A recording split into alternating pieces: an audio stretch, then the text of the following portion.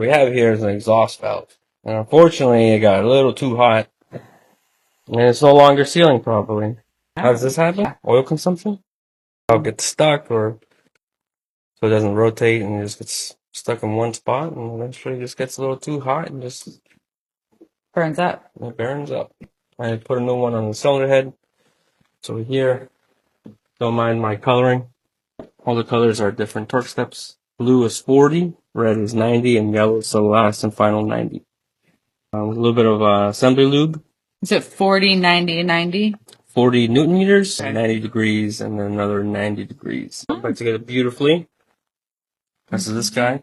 Unfortunately, the customer just wants to get rid of the car. So this was the most economic option for him.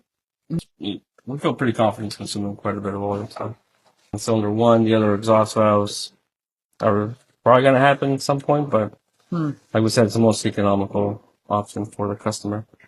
For these little guys, there's 22 of them, and they hold the cam cover on, and they're stretched to 0. So they're tightened a little bit, and then they're tightened a lot of it. So they have a little bit of a stretch to them, so they have a little bit of flex when tightening. And then now I'm just prepping the surfaces for the sealant, anaerobic sealant. Doesn't use silicone. And sometimes if you use silicone, it can get into some of the oil passages. And the anaerobic sealant doesn't cure like silicone does or RTD does.